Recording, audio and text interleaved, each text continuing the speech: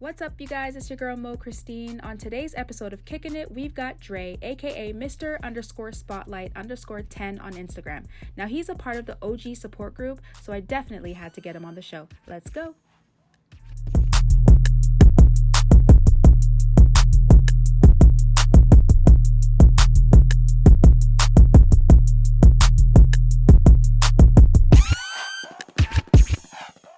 Hello.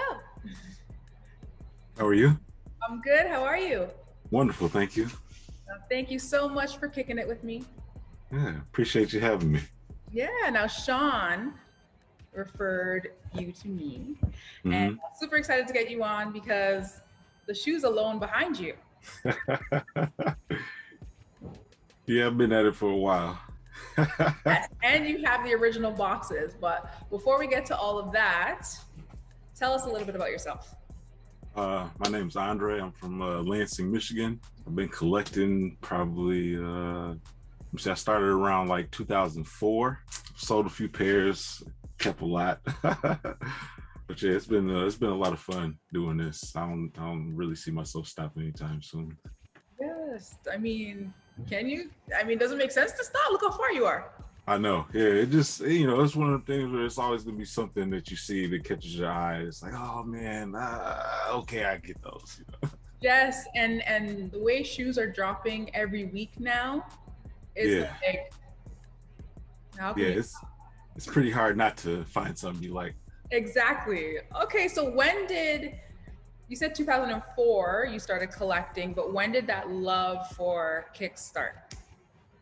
I would say 96, when I saw the Columbia 11s for the first time. I was like 9 years old. I've told the story on my Instagram a million times, but some kids came to my mom's class late, and she's like a real stickler for, like people paying attention and being attentive in her class. And so when they came in late, she was getting ready to kick them out, and they're like, apologetic. Oh man, Miss Collins, we had to get these shoes.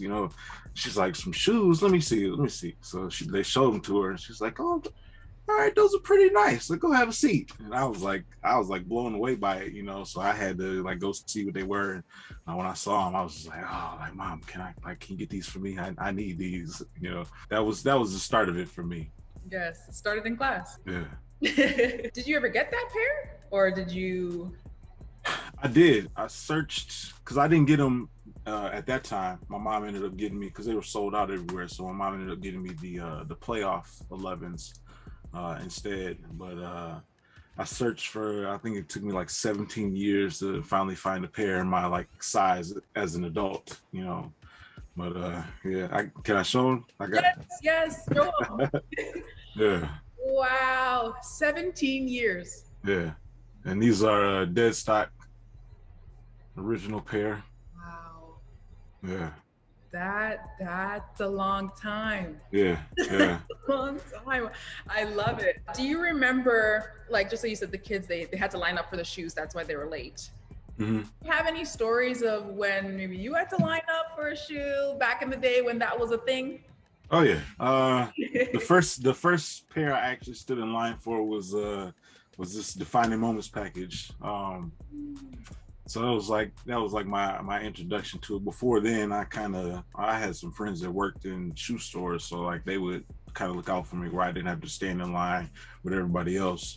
So that was how I like got introduced to sneakers back in like 2004.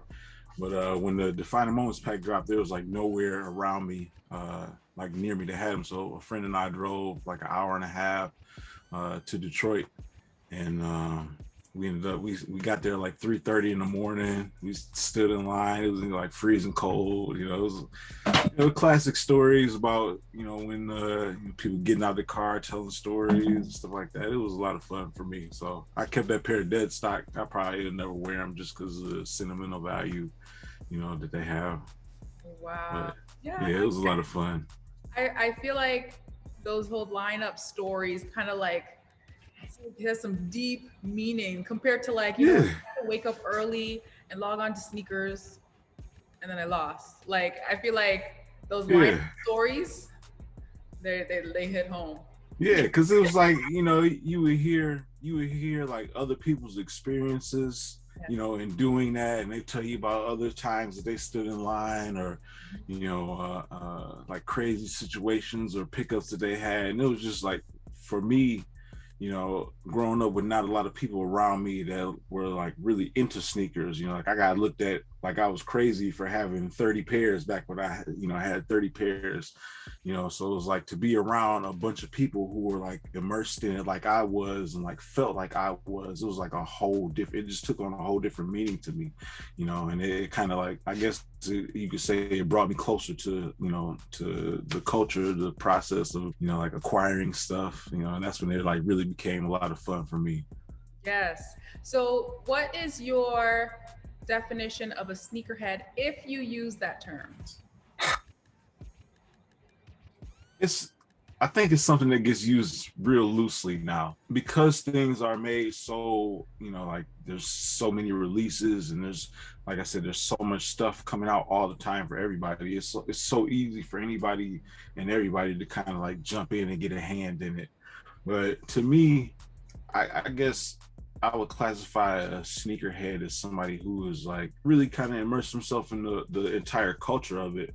Um, as far as like the history of it, and not just buying stuff for the hype. Like, you know, like I got a lot of stuff, but you know, there's a lot of stuff that I ended up like selling because at the time I just bought it, you know, just because I was working at Foot Locker. I had it, you know, I get a discount, I just buy it just because, you know. But you know, I looked at it eventually, it was like, I don't really need this. Like I wear this pair like once every 5 years, you know, like let me give this to somebody who would appreciate it and get something that I really want, you know. And that's, to me, that's what it's really about, is like getting what you want, you know. Not, it's not about hype or, you know, like what everybody else loves. Like buy what you like, put what you love on your feet, you know, or rock it regardless. You know, if you like it, then I love it, you know. Yeah. How does it feel, or how do you feel when you put on a pair? uh How does it make you feel? when I was young, I remember the playoff 13 all black ones. I had those. That was the first pair I remember putting on and kind of like being excited and feeling like, oh man, you know, like you see all the pictures of Mike lacing his shoes up before the game, you know. So like to get a pair and to do that and like go hooping them, it was like, it was euphoric, you know. And still to this day, like I don't know what's more, what gets me more excited is putting on the shoe, or like finding ways to acquire it, you know. Like I enjoy hunting stuff down, you know. I'm an eBay junkie. So So you like the chase. You like the yeah, chase. yeah, When you absolutely. get it, it's like, okay, Yeah, what's next? yeah, kind of. There's several pairs though. There's like, it's like I had to have, you know. And it's like I spent lots of time and effort trying to track stuff down, you know. Okay. Before you mentioned that some shoes like you wore once every 5 years, so you sold them or give Mm-hmm. them away. Are you the type to resell for crazy prices?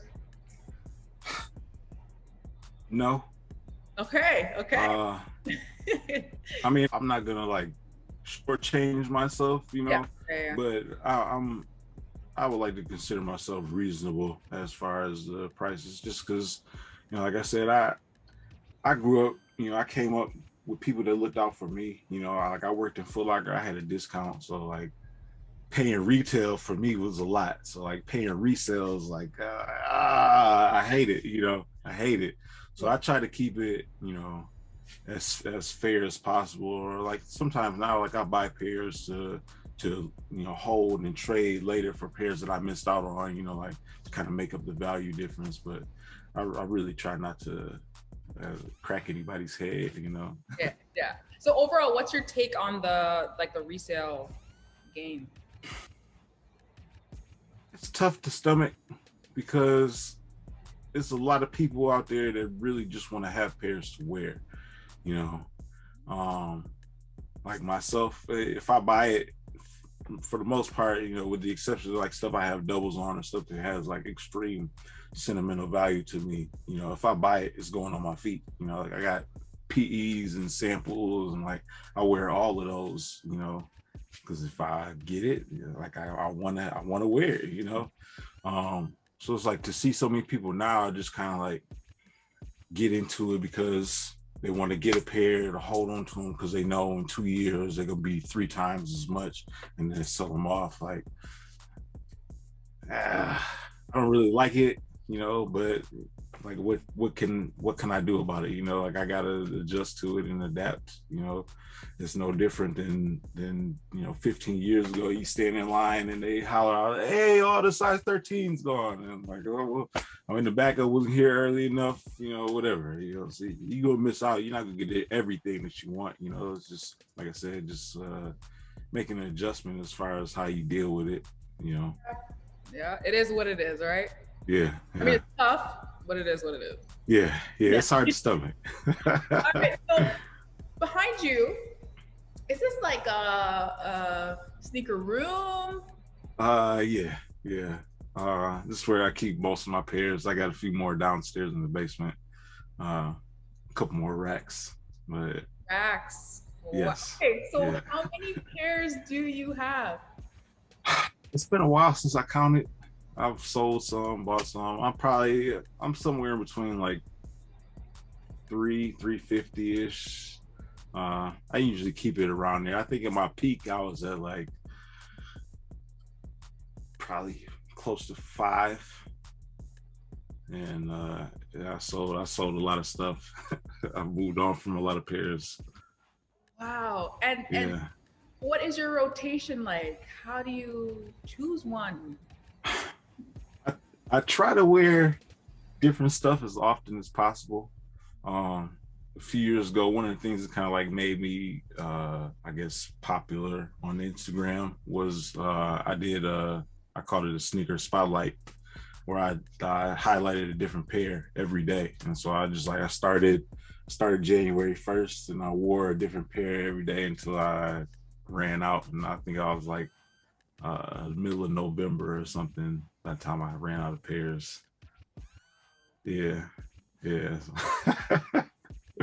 Yeah, so there's a few pairs I wear like regularly, but for the most part, like I said, I try to rotate and wear different stuff all the time. And I see that you have the original boxes. Yeah. Are you not gonna convert to the drop boxes? To me, it's part of the history. Like I enjoy looking at the boxes and seeing the different phases, or like I can look at a box and know immediately what era that's from, and it's to me, it's just part of the story of it all. It's part of the history of all this, and that's kind of what I've been about. What everybody else at OG Support Group, shout out to them guys. What we're all about is the history of stuff. So this is it. So you can look at a box and know which one it is. How do you have it organized though? Do you have it organized by like era, number? So I have them on this side. I have them organized by number. So I got like all my 1s, 2s, 3s, and 4s over here, and like 5 through 11 here, and then I got 12 through 14 over here. Or excuse me, 10 through 14 over here. There's like the 16, 21s over here. Those are the PEs and samples. And then over here I got all my packs, the bins, and then all this is like my Nike Reebok section. Then over here on this wall I got like LeBrons, Griffeys, Forces, Air Maxes, and then downstairs I got all the stuff that's like not wearable. Not wearable meaning exclusive, don't touch. No, meaning it's like it's old, it's out of commission, like the stuff that needs like re-glues and sole swaps and stuff like that. So that's the one downfall to having all the vintage stuff, is that you wear it, eventually you wear it or you don't wear it, eventually it's gonna crumble on you. So you gotta either get new stuff or fix the old stuff. I was gonna say Jordans only, but then you listed off some others. But is it mostly Jordans? Yeah, mostly Jordans, and a lot of that was just because, like growing up, I didn't really have you know, before I got the job I have now, like I was working at Foot Locker, so it's like I had to make choices, like, oh, do I get these J's, or you know, like I get these Nikes or these Reeboks or whatever. And I was like, I'll take the mics, you know. So, Sean, that's your friend. Mm-hmm. Are there any other collectors that you admire their collection? Pretty much all the rest of the guys from OG Support Group. OG or Bust. His OG collection is utterly ridiculous. Soul to Soul, he's awesome. He's like a huge historian. Like he really is a historian. All the original like 90s models, the like all the takedown models from the 90s, he has or knows about all of those, man. This is truly amazing, you know, to see the stuff that he has. Dependable J, he's not part of OG Support Group, but you know, he's the guy that I followed on Nike Talk, you know, back when I started back in like 04, and he was actually one of the first people that I kind of came in contact with on Instagram when I first got on there. And like to be able to like touch bases with these guys that I like idolize, you know, and seen their collections, and it was just like that stuff is legendary. Japino, also part of OG Support Group, you know, his collection, I've been, you know, drooling over his stuff for years and years. So yeah, there's so many people, you know. I'm sure I'm leaving. I know I'm leaving several people out, you know, but there's a lot of people that I really looked up to. Yeah. Shout out to the OG Support Group. I mean, yeah. You want to kick it? Yeah. we've been talking about. I'm trying to get the rest of the guys. I'll talk to the rest of the guys about it, because we got to get out and start doing more stuff. Yeah. A lot of people they love to watch this. They're just amazed by the collections and different people that collect, because it's just a diverse group of people that are connected by kicks.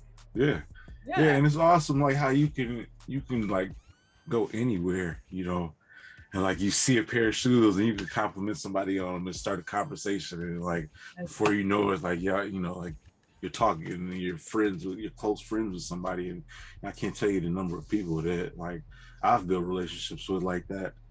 You know, just kind of having random conversations like, oh man, remember these? Like, oh yeah, blah blah. Yeah, for sure. Definitely, if I can kick it with everybody, I'd love to kick it with everybody. Okay, so let's start kicking it. It's the 3 kicking it questions that I ask everyone. What are your top 3 go-to pairs? And we want to see them. First would be 95s. Outside of Jordans or like Nike basketball shoes, this is probably my favorite shoe of all time. I was never able to get a pair until this recent release, which I was lucky enough to double up on. So, you know, when the rock, when the stock. Yeah. And who knows, we might get another one later. Oh, wow. The other pair that I wear a lot is this pair we got in Chicago. It wasn't really, honestly, like I wasn't really huge on this colorway. It was more of a situational thing. I went to Chicago for All-Star Weekend. I met up with OG Support Group, and it was like, as long as we've been communicating, that was the first time that we had all converged and met, you know, like met each other in person. So you know, it was kind of fitting for us to get the shoe. And I had all the guys sign the box for me. You know? Oh, that's so nice. Yeah. So all of you got a pair? I don't think all of us got a pair, but most of us did though. Oh. Most of us did, yeah. But it was awesome to be there with those guys. You know, like I said, finally meet and talk. And man, we stayed up all night talking and having fun. And then the last pair, huge fan of these. Again, this was another pair that I was never able to get my hands on until this past release. So I was, like I said, I was fortunate enough to grab these, and I grabbed the white and red ones as well. So those are some of my all-time favorites. You said you wear them, but they look clean. Yeah. Clean them out. Wear? I don't. That's like a guilty secret of mine. Like I hardly ever clean my shoes. So you walk light. That means when you're out there, you're just walking light. Not, I mean, I do pay attention to where I'm walking, but I mean, for the most part, I'm not really doing anything in them that's gonna like mess them up. If they get really dirty, then I'll clean them up a little bit. But for the most part, I just take them off and put them back in the box. Wow. Okay, so you just know how to rock shoes and keep them clean. Yeah, I've been at it for a while. Okay. So are there any past releases that you wish you caught? The Galaxy foam posits, the first ones. Okay. Ben 13s. I had a chance to buy both of those from the store. I would have had to pay above retail. I think the dude said I would have had to pay like $400, which to me was like unfathomable because I worked for Foot Locker. Like I get a discount, you're gonna charge me, double. Like I just was like, I'm straight.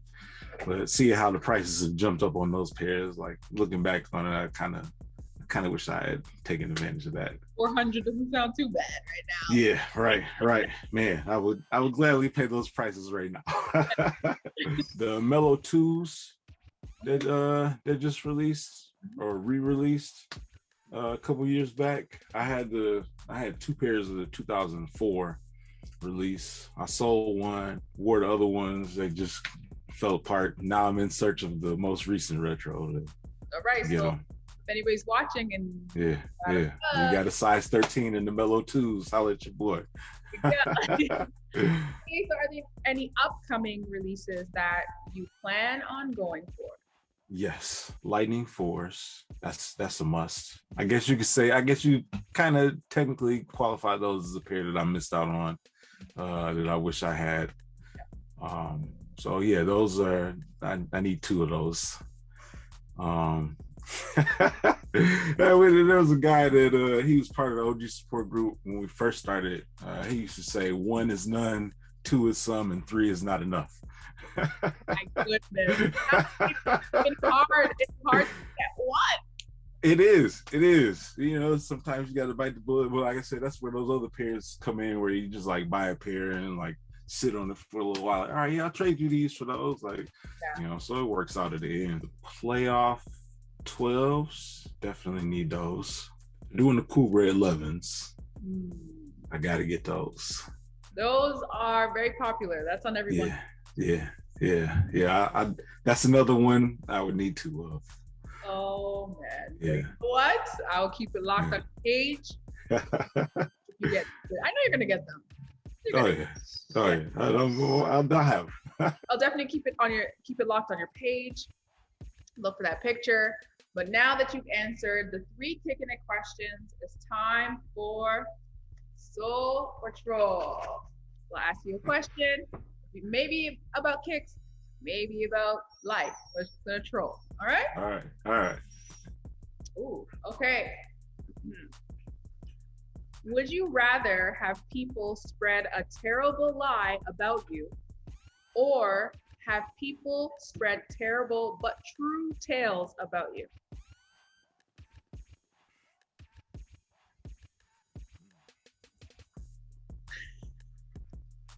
I guess terrible but true, because I mean, people gonna say what they want to say. They're gonna think how they want to think, regardless. And I guess if you can't laugh at yourself, then what is life? Oh, okay, not bad. You answered that. That's not too bad. You don't mind. You'll just brush them off. Be like, it's true, but whatever. Hey, it happened. Exactly. That's the best way to live, right? Yeah. Well, there you have it. Thank you so much. You kicked it with Mo. Yeah, appreciate you. Do you have anything that's coming up that you want us to know about before we sign off? Check out OG Support Group, show those guys love. Like I said, they deep into the history of all of this, the culture, and we've been fortunate enough to be recognized by some people, and it's been a lot of fun. Hopefully we continue this process and move forward soon. Yeah, so what is that main group's Instagram, and then just say your Instagram one more time. It's at OG Support Group on Instagram, and I am Dre, Mr. Spotlight, at Mr. _Spotlight_ _10. It's a lot. But yeah. I'll put it down here. I appreciate it. Well, thank you so much. And I guess I'll kick it with you another time. Yeah, thank you. Appreciate you having me. Bye.